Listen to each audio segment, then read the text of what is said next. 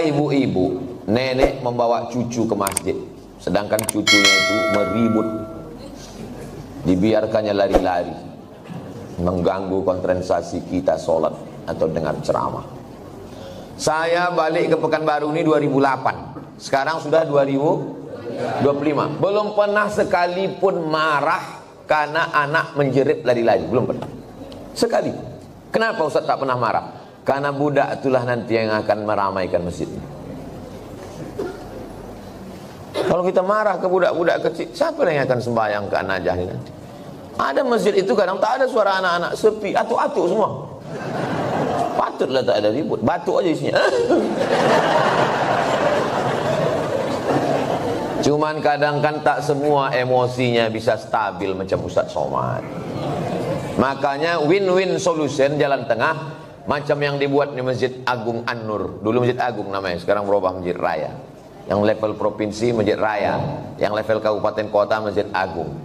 Dulu Masjid Agung An-Nur itu, saya kan rutin jadwal di situ. Waktu tarawih, pulang saya tarawih, anak-anak saya tengok dibuat satu sop khusus di belakang. Heran saya, kenapa anak-anak ini tak meribut? Rupanya ada satu petugas pakai baju hijau, membawa rotan sebesar ini. Dia tak sholat, dia khusus mengawas. Pas saya jumpa, pas saya tengok gini, senyum dia. Ustaz, saya bilang, mau kau bantai anak-anak? Enggak Pak Ustaz, kalau saya pukul marahlah ayahnya. Jadi untuk nakut-nakuti aja, bagus. Jadi nanti diangkat ada satu security khusus untuk anak-anak. Jangan anak diletakkan di celah. Letakkan celah. Pertama, anak ini memutus sop, kecuali anak saya. Anak saya tak memutus sop. Kenapa? Karena ujung senapan angin sudah dipotong. Karena di dalam itu ada najis. Yang kedua, kenapa anak ini diletak di samping? Anak ini belum mumayyiz. Macam mana cara membedakan udah mumayyiz sama belum? Kalau dia meribut, kita gini kan, itu udah mumayyiz. Tapi kalau dia meribut, kita gini kan, dibalasnya balik ke awak. Itu yang dibawa 4 tahun ke bawah tak bisa. Dibawalah budak umur 3 tahun, diletakkan di celah samping kita. Begitu kita takbiratul ihram, Allahu Akbar, dia pun berjalan, berlari. Di samping ini ada atuk-atuk yang kacamatanya di bawah. Asal budak ni lalu, atuk ni takut. Kata dia. Itu waktu salam tuh cuman sekali aja salam. Salam tuh ke kanan cuman. Assalamualaikum warahmatullah. Apa? Berkelayok di masjid. Kalau ada di perumahan ini 100 orang, yang ke masjid itu 50, sudah banyak kali itu. Yang 50 ini pun berkelahi pula lagi di masjid. Bertinju di masjid gara-gara budak berkelahi. Apa kata orang yang tak sembahyang? Untung kita tak ke masjid. Tolonglah kita jaga persatuan ini. Bisa dipahami? Jelas. Insya Allah kalau saya ceramah jelas. Kalau ada orang bilang Ustaz Somad itu tak jelas, telinga kau pokak.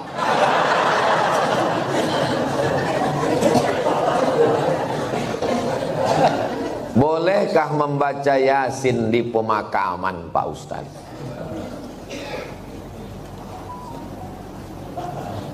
Kata Imam Nawawi, meninggal tahun 676. Nama kitabnya Riyadhus Shalihin min kalami Sayyidil Mursalin. Dia mengutip pendapat Imam Syafi'i. Wa qala Syafi'i, Imam Syafi'i berkata, wa in khatimul Qur'ana kullahu kana hasanan. Seelok-eloknya, sarancak-rancaknya dikhatamkan sakhatam Quran. Bukan surat ya, sakhatam Quran. Saya tak bisa membacakan sakhatam Quran di makam emak saya, karena makamnya di Sumatera Utara. Saya mau pergi, saya membaca di rumah. Di makam saya minta ada orang membacakan sakhatam di makam almarhumah emak saya, mengamalkan fatwa Imam Syafi'i. Yang seelok-eloknya dikhatamkan di kubur itu sakhatam. Kalau tak sanggup sakhatam, maka bacalah hatinya Al-Quran. 30 juz 114 surat tuh, mana hatinya? Wa qalbul Quran ya.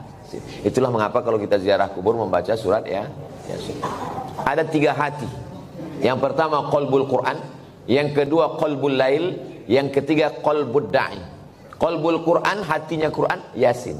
Qalbul lail, hatinya malam, sepertiga malam, jam 2. Qalbud da'i, hati orang yang berdoa ketika tahajud. Berjumpa 3 hati. Hati Quran, hati malam, hati manusia. Maka kata Imam Az-Zabidi dalam kitab Syarah Ihya Ulumuddin, mungkin terkabul doa kalau ketemu 3 hati. Maka bacalah surat Yasin pada saat tahajud malam. Habis itu berdoa kepada Allah. Apa kata Imam Ibnu Katsir tentang surat Yasin? Ma quri'a fi amrin asirin illa yassarahullah. Kalau dibacakan kepada perkara yang sulit, yang susah, dimudahkan Allah.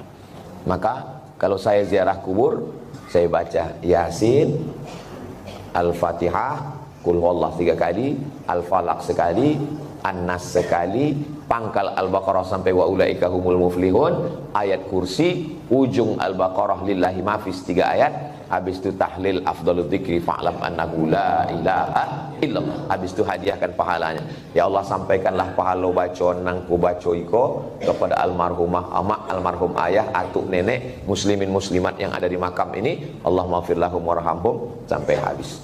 Itulah yang saya ajarkan ke anak saya, ke keponakan saya. Saya kalau balik ke kampung ziarah, saya bawa anak keponakan, saya baca, saya kasih tahu. Aku membawa kau ke omak ayahku. Nanti kalau aku mati, buat pula macam yang ku buat ini. Bawa anak bini kau ke kubur aku. Paham? Yo, kata dia. Begitulah yang kita baca dalam ulama-ulama Imam Nawawi. Kalau ada orang di Pekanbaru ini yang tak percaya bahwa bacaan itu sampai pada orang mati, saya tak bisa membuktikan. Karena ini perkara ghaibiyat. Saya hanya bisa menyampaikan dalil-dalilnya. Saya tak percaya, kata dia. Ya macam mana membuktikannya? Maka kalau ada orang yang menantang saya, belum ada lagi. Saya tak percaya. Tolong nama kau lengkap sama nama ayah kau. Nanti kalau kau mati, ku kirim. Kalau tak sampai, cepat kasih kabar. Ini kan masalah gaib. Kalau masalah gaib ini yang ditengok adalah dalil. Ana Rizki, kharijin min Ma'had Nuril Hidayah Bengkalis. Sa'usallimukum ya Ustaz. Kaifa ra'yukum law nastamir ad-dirasah al-aliyah lakim lan najid ridha min walidina. Nama saya Rizki. Khirijin, khirijin jamak, mufrad khirijun, khirijun. Saya alumni dari Ma'had Nuril Hidayah Bengkalis. Sa'as'alukum, saya mau bertanya ke Ustaz. Kaifa ra'yukum law nastamir ad-dirasah? Nuwasil ad-dirasah. Laisa nastamir, nuwasil ad-dirasah. Bagaimana pendapat Ustaz kalau kita mau melanjutkan ke perguruan tinggi tapi orang tua tak setuju? Mau melanjutkan perguruan tinggi fil kharijid daulah, mau keluar negeri, tapi mak dia tak setuju. Saya ini adik-beradik 2. Saya anak pertama, adik saya berdua cuman. Laki-laki dua-duanya. Tak banyak anak mak saya. Jadi waktu saya lulus mau ke Mesir, berat dia mau lepas saya. Aku anakku 2, tak ada anak betino. Semana nanti aku dah tua. Datang wak saya, abang mak saya, menasihati dia.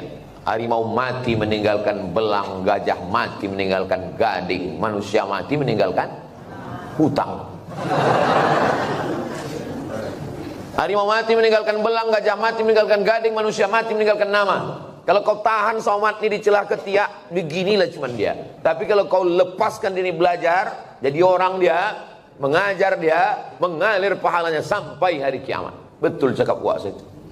Sampai hari ini di mana aja saya tausiah, pahalanya mengalir ke makam almarhumah mak saya. Maka ibu-ibu yang sayang ke anak, bukan kalian siapkan anak dalam kelambu, bukan kalian suapi, lepaskan dia sejauh mata memandang. 4 tahun aku tak balik.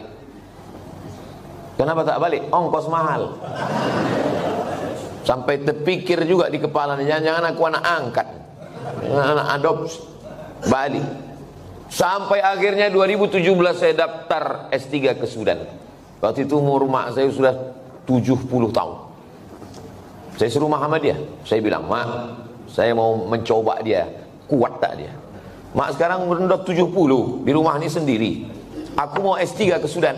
Nanti kalau S3 ini 2 tahun aku di Sudan tak balik-balik. Apa kata dia? Pergi kau ke Sudan sampai doktor bawa kau balik. Kalau aku mati, matilah, yang penting mengalir pahalanya. 70 tahun umur mak saya. Sampaikan video ini ke mak kamu. Kalau tak mau juga dia nerima, tahu mak apa itu. Ibu kalau sayang sama anak, lepaskan dia sejauh mata mandang. Nanti dia akan balik pulang. Setelah saya punya anak, baru saya tanya, mak, berat rupanya berpisah sama anak. Oh iya. Macam mana mak dulu bisa berpisah sama aku 4 tahun? Asal udah dekat bulan puasa, air raya, ku carilah budak-budak yang hitam macam kau. Ku bolikan baju, ku undang ke rumah, ku kasih makan. Hilang rinduku ke kamu. Begitu rupanya cara dia. Kadang-kadang sedang mencuci di dapur, ku dengar suara kau main bau. Oh mak, bukan tanggung melepaskan anak itu. Sedang mencuci, didengarnya suara saya itu memanggil. Jadi ibu, lepaskanlah anak sejauh mata-mata. Biarkan dia belajar jauh. Nanti dia akan balik berbakti kepada ibu, insya Allah. Disenangkannya hati ibu. Dan kalian yang kuliah juga cita-cita tak usah banyak-banyak. Cita-cita satu aja, untuk menyenangkan orang tua. Saya dulu tak tahu mau jadi apa. Tak terpikir saya akan tabligh akbar, tak ada. Yang saya fokus adalah aku mesti kuliah S1, S2, S3. Nanti kalau sudah dapat ku ijazah 3, ku bawa ijazah ni ke Malaysia, aku mau jadi dosen. Sesudah aku dapat duit, akan ku senangkan nama ayahku. Itu cuma, tak banyak, tak lain. Maka tak pernah saya berdoa lebih. Karena semua yang dikasih Allah lebih dari yang saya minta. Saya minta cuma S1, S2, S3, dikasihnya saya profesor. Saya cuma mau minta jadi dosen di Malaysia. Sekarang di mana aja saya bisa mengajar. Diminta di Universitas Sabah, diminta di Universitas Malaysia. Saya bilang, rektor, saya tak sanggup untuk mengajar per semester, saya mesti keliling. Saya datang 6 bulan sekali ya, 6 bulan sekali pun jadilah Pak Ustaz. Jadi setiap 6 bulan sekali saya datang kuliah. Bahagiakan orang tuamu. Lepaskan anakmu, wahai bapak ibu. Sejauh mata mandang di hari petang dia akan pulang. Dia tahu di mana letak sarang. Mati kalian, mengalir amal jariahnya insya Allah. Walaupun nampaknya jawabannya untuk mak ayah dia, tapi video ini ditonton oleh ayah-ayah, mak-mak yang akan melepas anak. Karena pulang kami dari sini nanti, kami akan melepas 50 anak Riau yang akan berangkat ke Al-Azhar Kairo, Mesir. Seminggu yang lalu saya di Makassar, melepas 50 anak Makassar yang akan berangkat ke Mesir. Orang tuanya saya nasihati, anak-anaknya juga saya nasihati, supaya orang tua melepas anak. Karena kalau kita tahan anak kita ini, siapa yang akan melanjutkan dakwah ini? Saya tak mau anak saya sekolah agama, nanti kurus macam Ustaz Somad. Saya ini kurus bukan tak makan. Kalau ada pejabat-pejabat itu dapat ikan yang paling mahal, namanya ikan Napoleon, 1 juta harga ikan. Ada bupati, ada kapolres, ada dandim, ada kepala dinas. Yang pertama kali menyuap ikan 1 juta itu siapa? Abdul Somad. Apa kata orang itu? Silakan Pak Ustaz. Dikasihlah ketam kepiting sebesar piring besar, disingkel. Bupati tak berani makan, tentara gagah dandim tak berani makan ketam. Polisi berseragam berpistol tak berani makan ketam. Tak kalian makan Pak, kolesterol Pak Ustaz. Saya makan ketam tuh habis. Hidup saya sampai sekarang. Berani Ustaz makan. Baca doanya Pak. Apa doanya? Bismillahilladzi la yadurru ma'asmihi syai'un fil ardi wala fis sama. Ku sebut nama Allah, tak ada yang bisa memudaratkan baik di bumi maupun di langit. Nanti kalau saya sakit Pak Ustaz, aku tak tanggung jawab.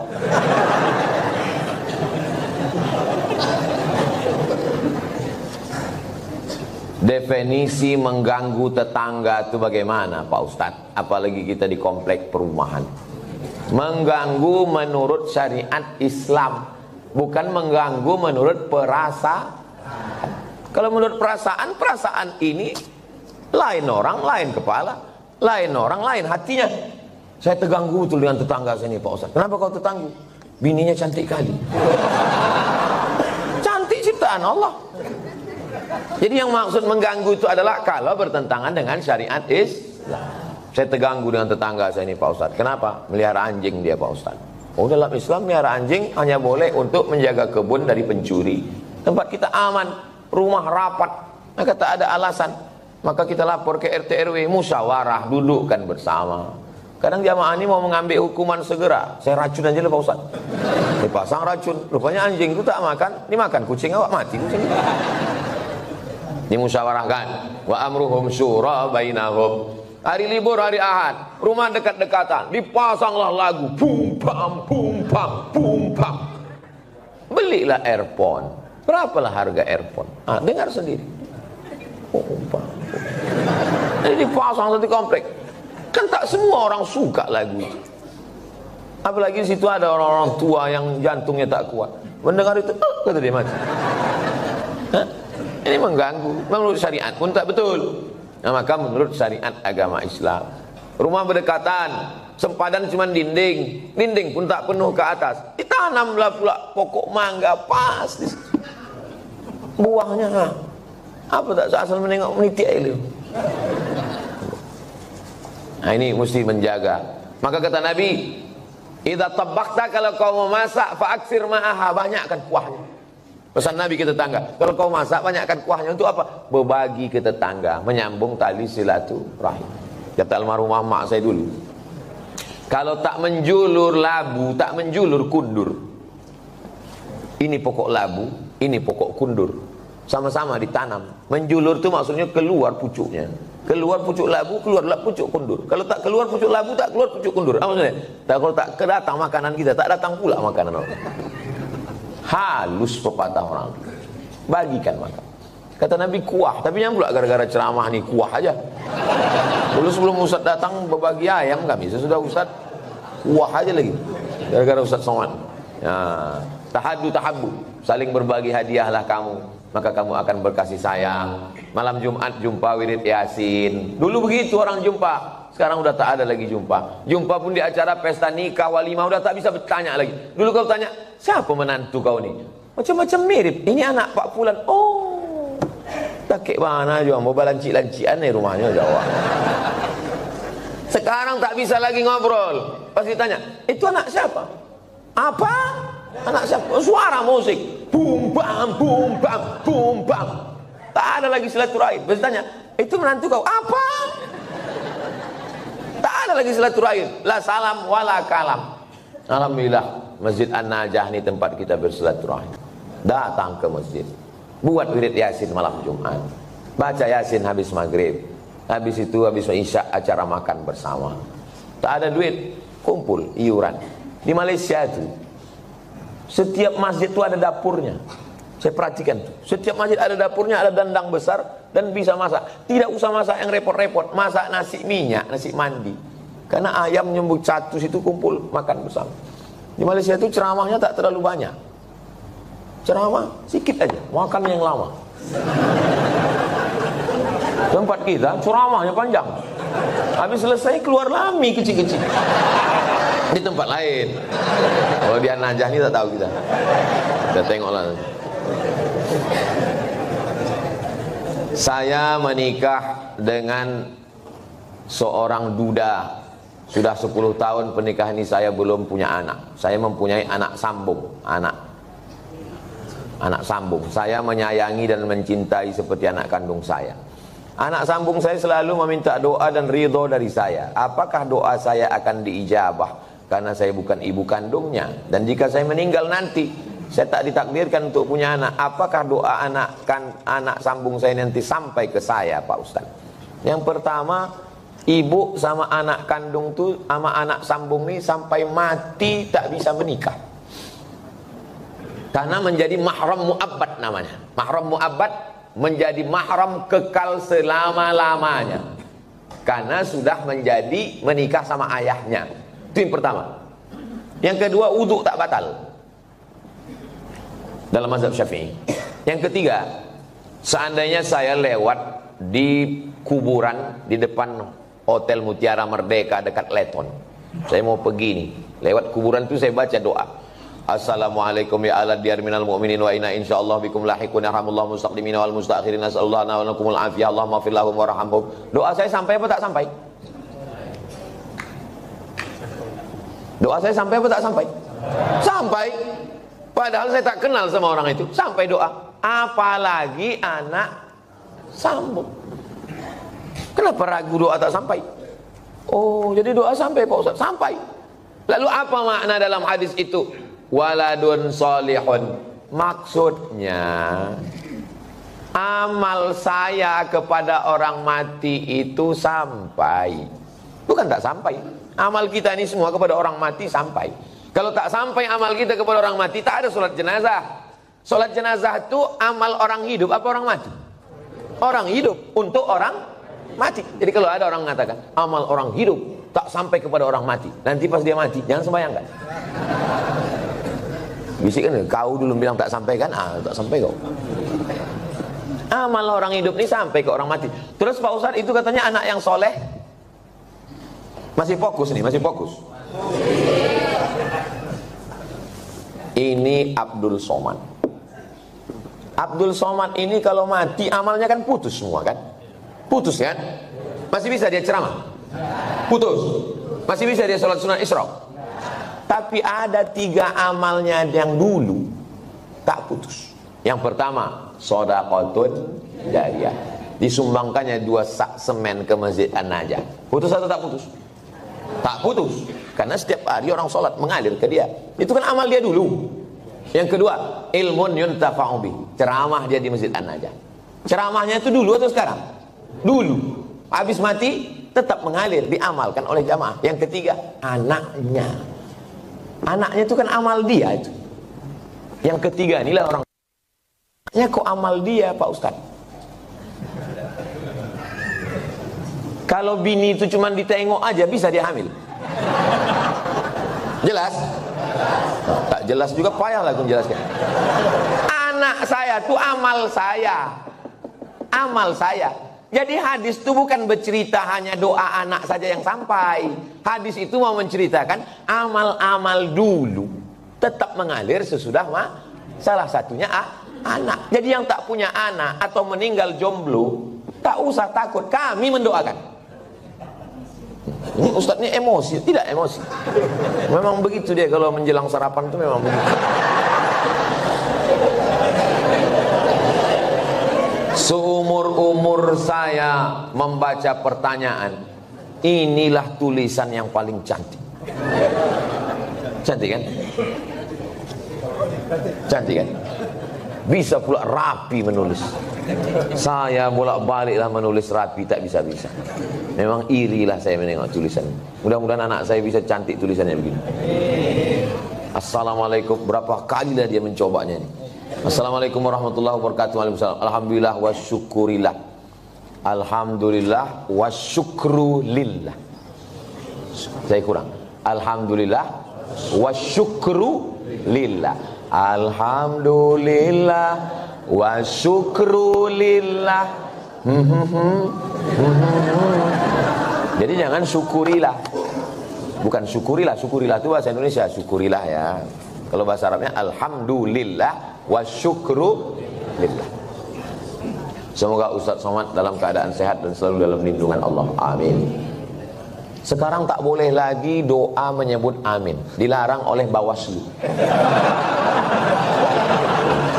Karena udah musim-musim kampanye. Saya ini menyampaikan menuju pemilu damai.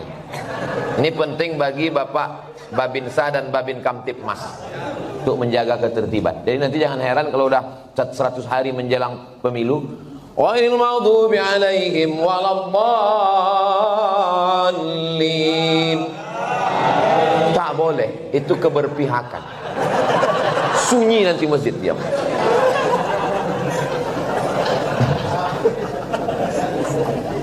Saya mau bertanya Pak Ustadz, kiat-kiat agar ikhlas menerima ketetapan takdir Allah dan tetap berprasangka baik kepada Allah. Mohon doanya Ustadz untuk seluruh istri pejuang garis 2. Pejuang garis 2 itu maksudnya yang belum hamil. Kalau udah dipakainya tes spek itu kan 2. Ini penjelasan bagi yang belum berbini. Yang udah berbini pun tak paham juga. Bagaimana cara kita biar supaya rela menerima takdir Allah. Saya kalau datang bertamu ke rumah jamaah, Assalamualaikum Pak. Waalaikumsalam. Ustadz Somad, tolong doakan mak saya Pak Ustadz. Maknya di mana Pak? Maknya di dapur. Duduklah mak itu di kursi. Berapa umur mak? 80. Belum bisa saya menerima, karena mak saya meninggal umur 70. Dalam hati saya tetap, kok hidup mak dia, kok mati mak? Kok tak sempat makku ku bawa jalan-jalan ke Brunei, ke Malaysia? Kok tak sempat ku senangkan dia? Tak bisa hati saya menerima. Macam mana saya mau menceramahi jamaah? Marilah kita sabar menerima takdir Allah. Saya aja tak sabar. Tapi cara Allah menghibur saya. Habis saya tausiah, datang ibu-ibu. Ustadz, tolong doakan keponakan saya. Keponakan ibu ini kenapa? Ayahnya meninggal, emaknya meninggal, dia hidup sebatang kara. Anak SD kelas 2. Oh, aku sempat aku serumah 11 tahun sama emakku. Dari 2008 ke 2019. Ini budak nih kelas 2 SD sebatang kara. Ternyata yang membuat kita bisa sabar itu adalah ketika membandingkan dengan orang lain. Begitu cara Allah mengajar saya. Ayat tak mempan, hadis tak mempan. Kenapa tak? Saya yang berceramah, saya yang nyuruh orang sabar. Tak bisa saya terima. Tapi begitu dijumpakan Allah, oh rupanya. Maka diantaranya yang membuat kita kuat ini adalah dengan memperbanyak bercerita dengan orang. Kita ini kalau banyak bercerita, ngobrol dengan orang, itu menyadari betapa besarnya nikmat Allah kepada kita. Aku pula bisa begini-begini, kawan ini tak sempat berbakti, jumpa pun tak sempat. Yang kedua, bagaimana caranya? Caranya adalah menguatkan dalam hati bahwa Innallaha katabal maqadir, Allah sudah menuliskan takdir 50 alfasana, 50.000 tahun qabla an yakhluqas samawati wal ard. Sebelum Allah menciptakan langit dan bumi, Allah sudah menuliskan takdirku 50.000 tahun sebelum Allah menciptakan langit dan sengaja dihunjamkan terus ke kepala. Abdul Somad, Allah sudah menuliskan 50.000 tahun sebelum menciptakan langit dan bumi bahwa kau sama emak kau itu cuma sampai 2019. Lebih dari itu bukan kuasa kau. Asal terlintas itu terus. Otak itu dihunjamkan dengan hadis itu. Yang ketiga, membuat sesuatu yang terus mengalir. Sedekah untuk santri, untuk Palestina. Asal teringat, baca Al-Fatihah. Teringat macam-macam, baca Al-Fatihah. Malam Jumat, baca Al-Kahfi, baca Yasin. Hadiahkan pahalanya. Undang anak yatim, fakir, miskin. 3 itulah cara untuk mengurangi beban hati kita. Allah berjanji kalau kita beribadah, falyabudu rabb hadzal bait, banyak-banyak beribadah. Allah cuma minta kita satu ibadah. Balasannya Allah kasih 2. At'amahum min ju' wa amanahum min khawf. Kalau kau lapar, Allah kasih kau makan. Kalau kau risau, amanahum, Allah beri kau aman, tenang. Syaratnya banyak ibadah, perbanyak ibadah. Pagi sholat isyraq, sholat duha, malam bangun mandi, sholat sunat wudu, sholat sunat taubat, sholat sunat tahajud, sholat sunat hajat, zikir, banyak bertasbih. Zikir 3 pilihan, zikir banyak, zikir pilihan 3. Pertama istighfar, yang kedua sholawat, yang ketiga afdalul zikri fa'lam annahu la ilaha illallah. Astaghfirullahalazim, astaghfirullahalazim, astaghfirullahalazim. Kalau tuan membeli peniti, jangan ditusukkan ke sayur kubis. Kalau mik sudah mati, tandanya waktu sudah habis.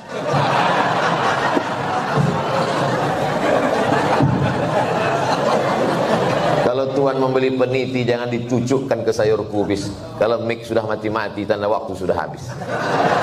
Di akhir majelis mari kita sama berdoa kepada Allah supaya Allah menjadikan hati kita ini ridha menerima takdir Allah Subhanahu wa taala. Tapi usaha tak pernah berhenti. Yang belum berjodoh terus berusaha, mudah-mudahan dapat jodohnya. Yang belum garis 2 terus berusaha, makan toge, makan kacang-kacang, makan sayur, berdoa. Nabi Ibrahim alaihissalam baru lahir anak Ismail umur 86 tahun. 86 tahun baru dapat anak Ismail. Istrinya yang diponis mandul namanya Sarah, rupanya mengandung setelah Ismail umur 13 tahun.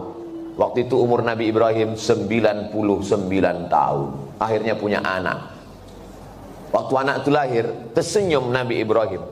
Karena udah diponis orang, istrinya mandul takkan punya anak. Senyum dia. Senyum itu bahasa Yahudinya Yitzhak, bahasa Arabnya Yithak. Maka dikasihnya nama anak itu Ishak. Ishak itu artinya tersenyum bahagia. Saking kan lucunya cara Allah ingin menguji seorang hamba. Tak ada yang sulit. Innama amruhu iza arada syai'an ayaqula lahu kun. Tak ada yang sulit bagi Allah. Allah cuma ingin menengok air matamu tumpah di tengah malam. Allah cuma ingin melihat sujudmu lebih lama. Dalam perjalanan hidup saya, dipukul ombak, diempas gelombang, baru saya paham. Rupanya kalau hidup ini tenang-tenang saja, tidak akan melahirkan nakhoda yang ulung. Kalau tidak tajam ombaknya, sujud kita sebentar. Tapi kalau pukulan itu kuat, lama sujud kita dan terasa nikmat. Karena tak ada lagi kawan yang bisa diajak berbisik. Akhirnya kita berbisik ke tanah. Malaikat-malaikat di langit memintakan doa itu dikabulkan Allah Subhanahu wa ta'ala. Mudah-mudahan kita termasuk orang yang diberikan Allah kekuatan istiqomah iman dan Islam.